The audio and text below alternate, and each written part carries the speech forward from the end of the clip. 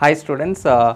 So ఈరోజు ఒకవేళ ఎవరైనా టీఎస్పీఎస్సీ చైర్మన్ని కలవడానికి ఏదర్ ఏడబ్ల్యూ డీవీ ఫాస్ట్గా ప్రాసెస్ చేయమని కానీ లేదా బ్యాక్లాగ్ రిలేటెడ్ ఇంకేదైనా సజెషన్ ఇవ్వడానికి వెళ్ళడానికి ఒక ఎక్స్ట్రా సజెషన్ అనేది నేను కమ్యూనిటీ పోస్ట్లో టెలిగ్రామ్లో పెట్టాను. సో స్టూడెంట్స్ కొంతమందికి అది కరెక్ట్గా అర్థం కావడం లేదు. నేను చెప్పింది ఏఈ రిలేటెడ్, స్టూడెంట్స్ కొంతమంది ఏడబ్ల్యూ రిలేటెడ్ అనుకుంటున్నారు. కాబట్టి మళ్ళీ చెప్తాను, ఎందుకంటే మీకు కరెక్ట్ అర్థం కాకపోయినా పర్వాలేదు, కానీ చైర్మన్కి రిప్రజెంట్ చేసే వాళ్ళు అయితే కన్ఫ్యూజ్ అవ్వకూడదని మళ్ళీ ఈ వీడియో చేస్తున్నాను. సో ఇప్పుడు ఫస్ట్ నేను ఈ వెబ్ ఆప్షన్స్ గురించి మాట్లాడేది అసలు ఏడబ్ల్యూ గురించి కాదు. ఏడబ్ల్యూలో స్టూడెంట్ వాళ్ళకి నచ్చిన ఆప్షన్స్ పెట్టుకుంటారు, వాళ్ళకి నచ్చిన జాబ్ వస్తుంది. తర్వాత ఏడబ్ల్యూ వచ్చినటువంటి ఒక స్టూడెంట్ మళ్ళీ ఏఈకి కూడా అటెండ్ అవుతాడు ఫర్ బెటర్ డిపార్ట్మెంట్, తనకి ఏ డిపార్ట్మెంట్ కావాలో అది. సో నేనేమంటున్నా అంటే ఈ ప్రిఫరెన్స్ ఆర్డర్లో ప్రతి ఒక్క డిపార్ట్మెంటు ఖచ్చితంగా ఇవ్వాలి అనే ఆప్షన్ కాకుండా వాళ్ళకి ఏదైనా అవసరం లేదనుకుంటే వదిలేసే ఆప్షన్. ఫర్ ఎగ్జాంపుల్ ఇప్పుడు ఆల్రెడీ ఏడబ్ల్యూ వచ్చింది, ఒక ఏడబ్ల్యూ వెబ్ ఆప్షన్ గురించి అసలు కాదు ఈ టాపిక్. ఏడబ్ల్యూ వచ్చి ఏఈ అటెండ్ అవుతారు కదా, వాళ్ళు ఏఈ ఎందుకు అటెండ్ అవుతున్నారు? ఆర్ఎన్బి కోసం అటెండ్ అవ్వచ్చు, పబ్లిక్ హెల్త్ కోసం అటెండ్ అవ్వచ్చు, ఇరిగేషన్ కోసం అటెండ్ అవ్వచ్చు, పంచాయతీరాజ్ కోసం అటెండ్ అవ్వచ్చు, ఆర్డబ్ల్యూఎస్ కోసం కూడా అటెండ్ అవ్వచ్చు. సో ఒక స్టూడెంట్ ఏడబ్ల్యూ రిక్రూట్మెంట్ అయిపోయిన తర్వాత ఆర్డబ్ల్యూఎస్ ఏడబ్ల్యూ వచ్చిందనుకోండి, ఓకే, సపోజ్ తను ఏ పొజిషన్లో ఉంటాడో కూడా తనకు తెలియదు ఏఈలో డాక్యుమెంట్ వెరిఫికేషన్ టైం వరకు. సో మళ్ళీ తనకు ఆర్డబ్ల్యూఎస్ ఏఈనే వచ్చిందనుకోండి, ఆబ్వియస్లీ తను ఆర్డబ్ల్యూఎస్ ఏడబ్ల్యూకి వెళ్ళిపోతాడు కదా.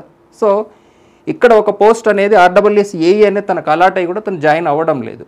సో ఈ కేసులో ఈ విషయం ఆల్రెడీ ఆ స్టూడెంట్కి తెలుసు కదా. ఒకవేళ ఆర్డబ్ల్యూఎస్ ఏఈ వస్తే నేను జాయిన్ అవ్వను అనే విషయం ఆల్రెడీ స్టూడెంట్కి తెలుసు కాబట్టి తను ఆర్డబ్ల్యూఎస్ ఏఈ తీసుకోడు. సో తను ఓన్లీ ఈ 4 పోస్ట్ ప్రిఫరెన్స్ ఇస్తాడు, what ever maybe his order 1 2 3 4 ఇలా. రెగ్యులర్ అసలు ఏడబ్ల్యూ రాకుండా ఏఈ ప్రిపేర్ అయ్యే అతనైతే 5 ఆప్షన్లు ఇచ్చుకుంటాడు, 6 ఇచ్చుకుంటాడు, 7 ఏవైనా సరే. సో నేనేమంటున్నా అంటే ప్రతి డిపార్ట్మెంటు మ్యాండేటరీగా అంటే 7 ఉంటే 7 ప్రతి ఒక్కరూ ఇవ్వాలి అన్నట్టు కాకుండా నేను ఈ డిపార్ట్మెంట్ వచ్చినా ఏఈ జాయిన్ గాను అనుకునేటటువంటి స్టూడెంట్ ఈ డిపార్ట్మెంట్ని ఫిల్ చేయకుండా ఉండే ఆప్షన్ అంటే ఓన్లీ 4 ఆప్షన్లో 5 ఆప్షన్లో కూడా ఇచ్చే అవకాశం ఉండాలి. ఇప్పుడు తనకు 1 2 ఉన్నాయి ప్రిఫరెన్స్లు టాప్ డిపార్ట్మెంట్స్, అవే పెడతాడు. సో నేను 1 2 అంటే నా ఉద్దేశం 2కు లిమిట్ చేయమని కాదు, తనకు ఎన్ని కావాలో అన్ని మాత్రమే పెడతాడు కదా అని. సో మీరు ఆ నెంబర్ని లిమిటేషన్ లాగా లిమిటేషన్ అనడం లేదు, నేను ఎన్ని కావాలంటే అన్ని మాత్రమే స్టూడెంట్ పెట్టుకునేటటువంటి అవకాశం, అది నేను చెప్పాలనుకుంటుంది.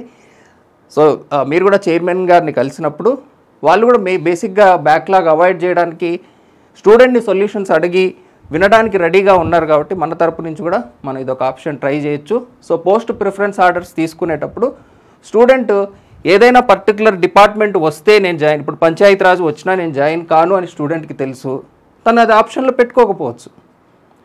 ఇప్పుడు నాకు ఏడబ్ల్యూ వచ్చింది, ఏఈ ఓన్లీ ఈ 3 డిపార్ట్మెంట్స్ వస్తేనే నేను జాయిన్ అవుతా, లేకపోతే నేను జాయిన్ అవ్వను అనే ఫీలింగ్ స్టూడెంట్కి ఉందనుకోండి, తను ఓన్లీ 3 ఆప్షన్సే ఫిల్ చేసుకుంటాడు, 4వది ఫిల్ చేయడు కదా.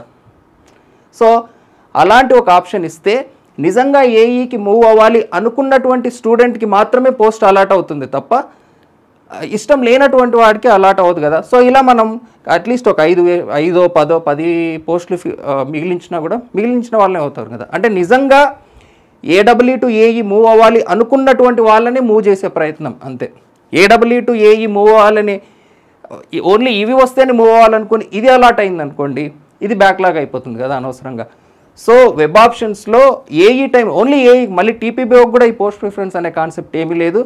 ఏడబ్ల్యూకి కూడా ఎలాగో అందరూ అన్నీ ఫిల్ చేస్తారు, ఏడబ్ల్యూ రిలేటెడ్ కూడా కాదు, only AE web options related ఇది పెడితే, ఎందుకంటే మనకు ఈ లెటర్ అనేది తీసుకోము అని అంటున్నారు కాబట్టి మనం పాసిబుల్ సొల్యూషన్స్ అనేవి వెతుకుతున్నాం అంతే. ఓకేనా? సో ఐ హోప్ మీకు అర్థమైంది అనుకుంటున్నాను నేను ఇచ్చిన సజెషన్ ఏంటి ఎగ్జాక్ట్గా అని. Thanks for watching.